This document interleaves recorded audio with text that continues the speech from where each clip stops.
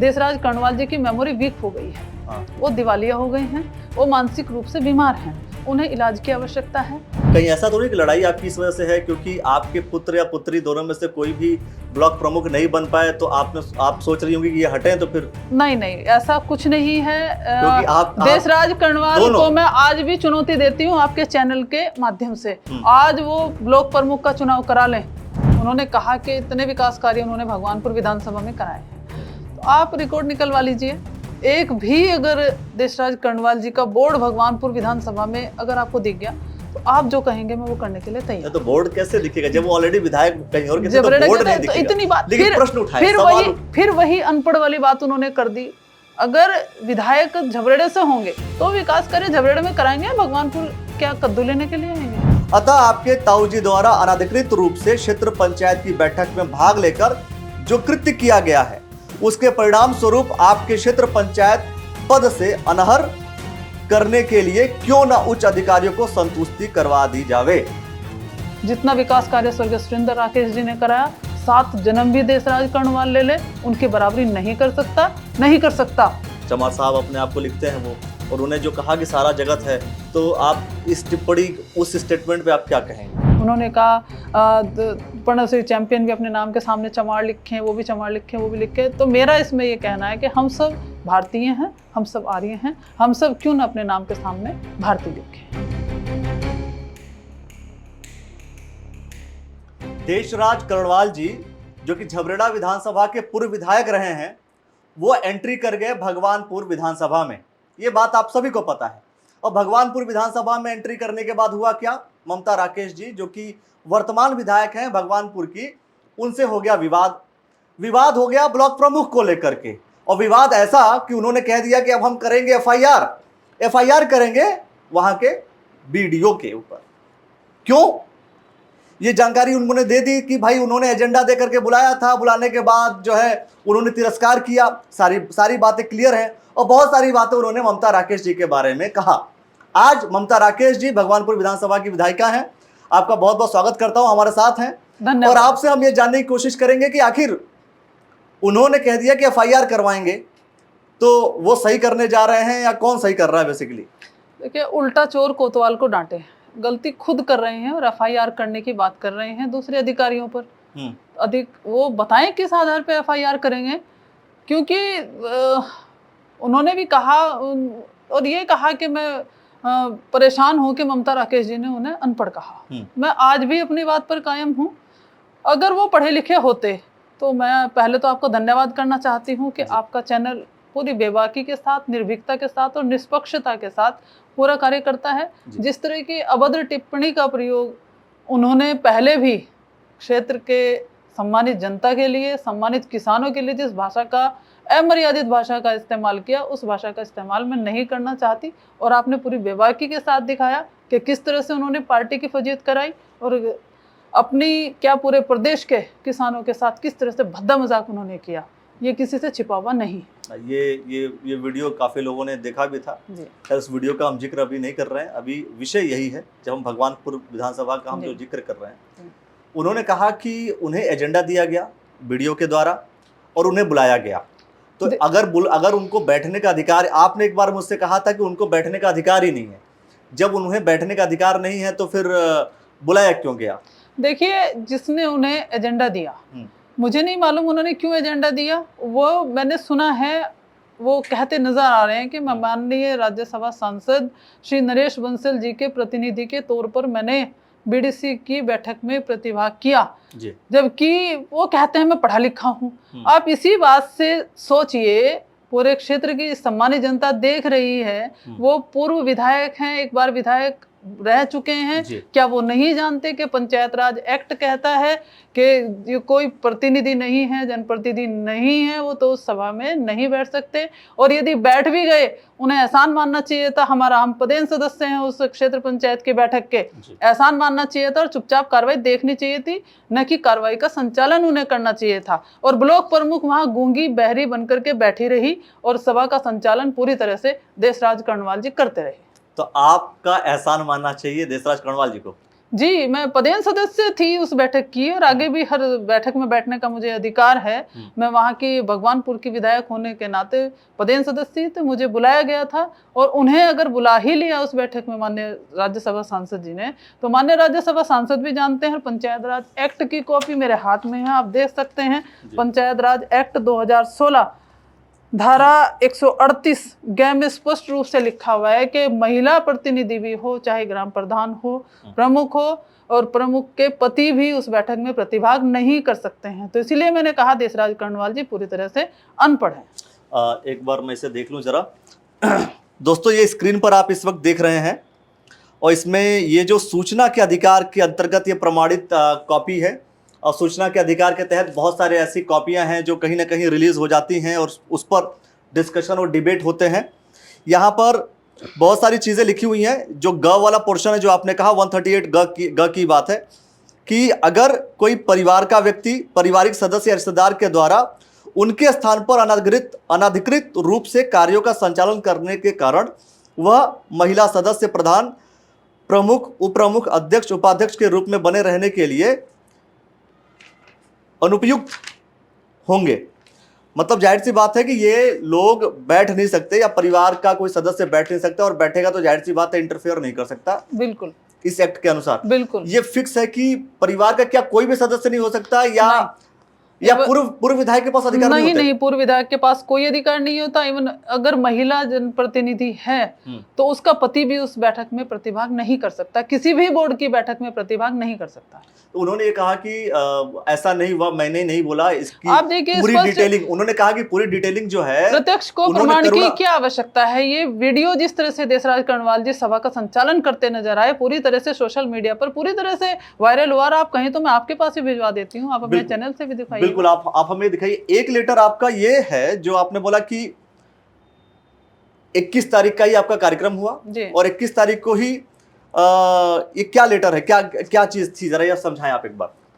21 तारीख की ये बैठक थी जिसमें मैंने शिकायत की थी जी। मैंने वीडियो भगवानपुर से पूछा था कि किस अधिकार से देशराज कर्णवाल जी बैठक का संचालन कर रहे हैं। तो मैंने उनसे सफाई मांगी और उनसे ऊपर के अधिकारियों को शिकायत की, जिला पंचायत राज अधिकारी को कहा, संयुक्त मजिस्ट्रेट भगवानपुर से कहा, मुख्य विकास अधिकारी से और जिलाधिकारी महोदय से इस बारे में स्पष्टीकरण लिया। तो उन्होंने उसे पूरी तरह से गलत मानते हुए संयुक्त मजिस्ट्रेट ने और हमारे वीडियो भगवानपुर ने तत्काल ये कार्रवाई के लिए आदेश किया।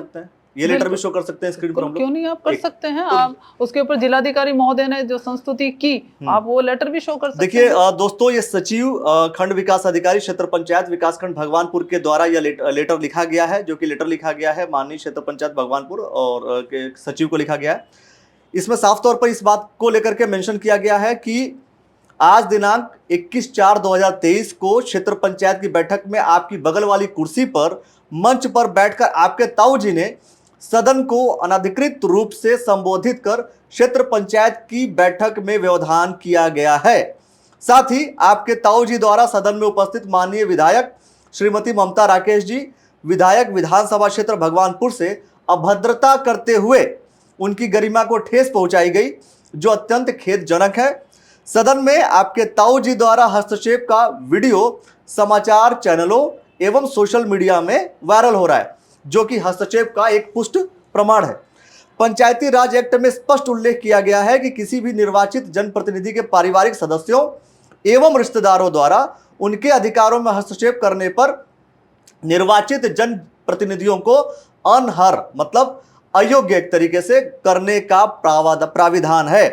अतः आपके ताऊ जी द्वारा अनाधिकृत रूप से क्षेत्र पंचायत की बैठक में भाग लेकर जो कृत्य किया गया है, उसके परिणाम स्वरूप आपके क्षेत्र पंचायत पद से अनर्ह करने के लिए क्यों ना उच्च अधिकारियों को संतुष्टि करवा दी जावे। तो ये जो मैंने पढ़ा, जो स्क्रीन पर आप लोगों ने देखा, ये पूरा लेटर है। तो साफ तौर पर इसमें भी चूंकि देशराज कर्णवाल जी ने कहा था कि हम वीडियो के खिलाफ एफआईआर करेंगे, कि उन्होंने आखिर एजेंडा दिया, एजेंडा दे करके बुलाया, लेकिन इसमें यह कह दिया गया कि आप ये बगल की कुर्सी बैठकर संबोधित सभा को नहीं कर सकते, संचालन नहीं कर सकते। यह पंचायती राज एक्ट में दिया गया है। तो अब देखना यह होगा कि आगे यह लड़ाई कहां तक पहुंचती है। लेकिन एक और बात जो कहीं ना कहीं सोचने और समझने वाली है, उच्चाधिकारियों ने भी इसकी संस्तुति कर दी। उसी दिन 25 तारीख को जिलाधिकारी महोदय ने इसकी संस्तुति निदेशक पंचायत राज को करके भेज दी। हाँ, यहाँ पर ये भी अगला जो स्क्रीन पर दोस्तों ये भी देख सकते हैं आप लोग, जिलाधिकारी महोदय की क्षेत्र पंचायत भगवानपुर एवं माननीय विधायक विधानसभा क्षेत्र भगवानपुर का उक्त पत्र संलग्न कर इस आशय के साथ प्रेषित किया जा रहा है कि उत्तराखंड पंचायती राज अधिनियम 2016 की सुसंगत धारा के अंतर्गत आवश्यक कार्यवाही करने का कष्ट करें। भवदीय विनय शंकर पांडे, जिलाधिकारी हरिद्वार। ये भी स्क्रीन पर आप देख रहे हैं। तो दो चीजें पुख्ता सबूत के साथ जो कि सूचना के अधिकार के तहत मांगी गई और वो स्क्रीन पर आपने देख ली। लेकिन अब कुछ बातें ऐसी हैं जो कहीं ना कहीं वो चर्चाओं में हैं। उन्होंने एक बात और कही थी कि मैंने उतना काम भगवानपुर विधानसभा में किया जितना ममता राकेश जी भी नहीं कर पाए। और भगवानपुर में ऑलरेडी जब वो विधायक थे झबरेड़ा के, तब पर भी वो भगवानपुर की बहुत सारी समस्याओं को उठाते रहे। और साथ में राजा जो गुर्जर विजय सिंह के जो कॉलेज था, कॉलेज को लेकर के भी उन्होंने बोला, स्मारक को लेकर के बोला। उन्होंने कहा कि उनके नाम को और आगे बढ़ाने का काम उन्होंने किया, जो कि आपकी विधानसभा का हिस्सा है। मैं एक एक करके आपकी सभी बातों का जवाब दूंगी। आपने कहा कि उन्होंने कहा कि इतने विकास कार्य उन्होंने भगवानपुर विधानसभा में कराए हैं, तो आप रिकॉर्ड निकलवा लीजिए। एक भी अगर देशराज कर्णवाल जी का बोर्ड भगवानपुर विधानसभा में अगर आपको दिख गया तो आप जो कहेंगे मैं वो करने के लिए तैयार। तो बोर्ड कैसे दिखेगा जब वो ऑलरेडी विधायक कहीं और के, तो बोर्ड नहीं दिखेगा। इतनी बात, लेकिन प्रश्न उठाए, फिर वही अनपढ़ वाली बात उन्होंने कर दी। अगर विधायक झबरेड़े से होंगे तो विकास कार्य झबरेड़े में कराएंगे, भगवानपुर क्या कद्दू लेने के लिए आएंगे? आप बार बार उनको अनपढ़ क्यों बोलती हैं? अनपढ़ इसीलिए बोल रही हूँ क्योंकि वो समझदारी का इस्तेमाल नहीं कर रहे हैं। मैं इसलिए कह रही हूँ कि वो झबरेड़ा से विधायक थे, वहां विकास कार्य कराएं, समझ में आ रहा है। मैं कहीं भी पूरे प्रदेश की बात उठा सकती हूँ विधानसभा में, लेकिन विकास कार्य केवल अपनी विधानसभा में करा सकती हूँ। लेकिन प्रश्न उठाए उन्होंने, कहा कि प्रश्न आपकी विधानसभा का प्रश्न जो है, मैं बता रही हूँ, विधानसभा की समस्या का प्रश्न देशराज कर्णवाल जी उठाएंगे तो आपको नहीं लगता कि उसे कोई बात नहीं, हम अपने पूरे प्रदेश की समस्या को उठा सकते हैं। तो बात उठाना अलग बात है। मुझे पता है उन्होंने 435 याचिकाएं विधानसभा में लगाई, जिससे परेशान होकर के माननीय विधानसभा अध्यक्ष तत्कालीन ने ये एक नियम बनाया, कार्य संचालन नियमावली। हमारी विधानसभा भी कार्य नियमावली से चलती है। तो उसके तहत ये नियम बनाया कि कोई भी विधायक केवल 3 याचिकाएं लगा पाएगा, उससे ज्यादा नहीं। परेशान होकर के ये किया। जब सभी विधायक माननीय अध्यक्ष जी से मिले और उन्होंने उनकी बात को सही समझा कि सारा अनावश्यक रूप से सदन का समय बर्बाद करते रहे देशराज कर्णवाल जी। तो प्रश्न उठाना गलत है। प्रश्न उठाना ठीक है, लेकिन उस पर मैं पूछना चाहूंगी कि उस पर आज तक की अद्यतन स्थिति क्या है, कितने काम उनमें से हुए। वो याचिका समिति के समक्ष जाती है, लेकिन आज तक क्या प्रोग्रेस रिपोर्ट उनकी है, आपने उनसे पूछा ही नहीं। तो पूछना चाहिए था। दूसरी बात उन्होंने कही कि शहीद राजा विजय सिंह का शायद देशराज कर्णवाल जी की मेमोरी वीक हो गई है, वो दिवालिया हो गए हैं, वो मानसिक रूप से बीमार हैं, उन्हें इलाज की आवश्यकता है, क्योंकि वो भूल गए शायद जिस स्वर्गीय सुरेंद्र राकेश जी पर उन्होंने आरोप लगाया। आज वो स्वर्ग में है। जितना विकास कार्य स्वर्गीय सुरेंद्र राकेश जी ने कराया, 7 जन्म भी देशराज कर्णवाल ले उनकी बराबरी नहीं कर सकता। ऐतिहासिक पृष्ठभूमि की बात तो उन्होंने कहा कि ऐतिहासिक पृष्ठभूमि जो राजा सुरेंद्र राकेश जी ने आज उन्होंने आरोप लगाए ना, मैं देख रही थी उनके, अब सुन रही थी जितने विकास कार्य कराए। आप देखिए भगवानपुर में अगर विकास कार्य के बोर्ड हैं, या तो स्वर्गीय सुरेंद्र राकेश जी के हैं या ममता राकेश जी के कराए विकास कार्यों की बात है। स्वर्गीय सुरेंद्र राकेश जी के किए कार्यों की अगर मैं बखान करने लगूं तो मुझे लगता है कि पूरी रात बीत जाएगी। आज क्षेत्र की जनता आज भी रो रही है स्वर्गीय सुरेंद्र राकेश जी को याद करके, और भगवानपुर ही नहीं पूरे प्रदेश की जनता, मैं जहां भी जाती हूँ याद करते हैं उन्हें और कहते हैं वास्तव में विकास पुरुष की उपाधि उन्हें प्राप्त थी। वो तो बीमारी के कारण, असाध्य रोग के चपेट में आने के कारण वो इतना अपने जीवन के अंतिम क्षण तक क्षेत्र की जनता के लिए जिए और क्षेत्र की जनता के विकास कार्य करते हुए उन्होंने अपने प्राणों का त्याग किया। ऐसे व्यक्ति पर अगर उन्होंने टिप्पणी की है तो क्षेत्र की जनता, पूरे प्रदेश की जनता उन्हें कतई माफ नहीं करेगी और उन्हें इसका खामियाजा भुगतना पड़ेगा। लेकिन ऐतिहासिक पृष्ठभूमि जो गुंजा बहादुरपुर की थी, उन्होंने कहा कि उसका बखान करना, उसको एक बड़े पटल पर लेकर के आने का काम उन्होंने किया। मैं वही बता रही हूँ कि स्वर्गीय सुरेंद्र राकेश जी ने शहीद राजा विजय सिंह के पार्क का सौंदर्यीकरण उस समय करवाया था और एक नई पहचान गुंजा बहादुरपुर को दिलवाई थी। जिस पहचान के वो हकदार थे वो पहचान उन्होंने कराई। और मैंने भी अपने समय में 2016 में शहीद राजा विजय सिंह इंटर कॉलेज में एक कक्ष अपनी विधायक निधि से देने का काम किया था। मैंने शिक्षा के क्षेत्र में, सड़कों के क्षेत्र में और अन्य विकास कार्यों के क्षेत्र में सब जगह कार्य किए हैं। कोविड जैसी महामारी के दौरान ऑक्सीजन प्लांट का काम मैंने भगवानपुर CSC सेंटर में करवाने का काम किया। और इंडस्ट्रियल एरिया भगवानपुर में आप भी देखिए कि ड्रेनेज की समस्या से लंबे समय से जूझ रहे थे। 2015 में जब मैं पहली बार विधायक बनी, मैंने उस समय सरकार से कहा, चुड़ियाला में कैबिनेट की बैठक हुई थी, आपने शायद देखा होगा। उस समय मुख्य रूप से ड्रेनेज प्लान का प्रोजेक्ट तैयार हो गया था, लेकिन सरकार बदली और उसके बाद 8 साल तक मैं लगातार संघर्ष करती रही। अब जाकर के मेरी मेहनत फलीभूत हुई और भगवानपुर में औद्योगिक क्षेत्र में ड्रेनेज प्लान का, नाले का काम चल रहा है। 22 करोड़ की लागत से काम चल रहा है। और निश्चित रूप से आप देखिए विकास कार्य, तहसील भवन के लिए मुझे लड़ाई लड़नी पड़ी। तहसील भवन की लड़ाई लड़ने के लिए आज तहसील भवन का हमारा टेंडर हो चुका है और आप देखिएगा कि अगले महीने में उसका शिलान्यास करा दिया जाएगा। तो ममता राकेश अपने पति स्वर्गीय सुरेंद्र राकेश जी की तरह और अपने स्वर्गीय बाबूजी कलीराम राकेश जी की तरह पूरे क्षेत्र की सभी वर्ग की जनता को साथ लेकर के चलती है और केवल विकास में और भाईचारे में विश्वास करती है। लेकिन उनका एक और आरोप था, आरोप ये कि प्रमोशन में आरक्षण, और उन्होंने एक शब्द इस्तेमाल किया, हत्यारे। प्रमोशन में आरक्षण की हत्यारे। एक तो उन्होंने जिक्र किया बसपा की जो सुप्रीमो है मायावती जी को लेकर के, और साथ में 3 लोग उत्तराखंड का उन्होंने जिक्र किया, स्वर्गीय सुरेंद्र राकेश जी को लेकर के, प्रीतम सिंह चौहान को लेकर के, और साथ में यशपाल आर्य जी को लेकर के, कि ये लोग थे जिनकी वजह से प्रमोशन में आरक्षण बंद हुआ, नहीं हो पाया, और ये सारी चीजें मैं आपको दिखाना चाहती हूँ कि 5/9/2012 से सुप्रीम कोर्ट में ये चल रहा है। देसरान कर्णवाल जी भ्रमित करने का कार्य करते हैं। 5 साल वो सत्ता के विधायक रहे, 2017 से लेकर 22 तक विधायक रहे, तो क्यों उन्होंने प्रमोशन में आरक्षण को दोबारा से क्यों नहीं कराने का काम किया? वो आज भी सत्तारूढ़ पार्टी के उपाध्यक्ष हैं प्रदेश के, क्यों क्षेत्र की जनता के साथ छल कर रहे हैं? SC भाइयों के साथ, जनजाति वाले भाइयों के साथ क्यों छल कर रहे हैं? क्यों 5 साल का समय उन्होंने गंवाया और आज भी उपाध्यक्ष हैं, तो क्यों नहीं कराते? उसे कराना चाहिए ना।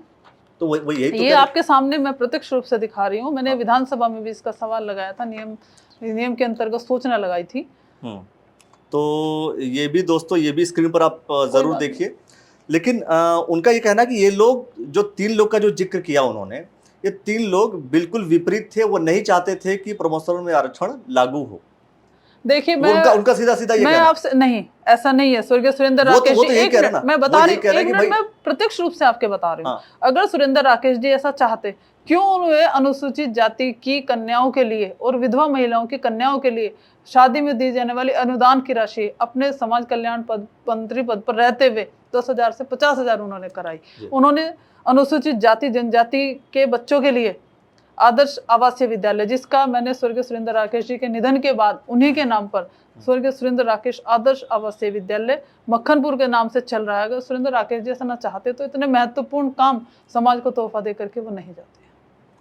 चलिए ऐसे बात है, आप जो विरोधी मानती हैं, आप किसको, ये क्योंकि ये भी कह रहे हैं कि मैं हो सकता है चुनाव लड़ूंगा भगवानपुर से। निश्चित रूप से लड़े, लोकतंत्र है, कोई भी चुनाव लड़े, पूरा अधिकार है। उन्होंने कहा कि इस बार मैं लड़ा नहीं, अगर मैं लड़ा होता तो आप नहीं जीतते और वही जीतते। कह रही हूँ, वो भ्रमित करने का काम करते हैं, झूठ बोलते हैं। आप देखिए 16 अप्रैल की बैठक BDC भगवानपुर को होनी थी, जिसका एजेंडा मुझे आ गया था, लेकिन उन्होंने वो बैठक कैंसिल कराई, जो कैंसिल नहीं होनी चाहिए थे, क्योंकि 21 तारीख को बैठक हुई, 21 तारीख को अलविदा जुमा था।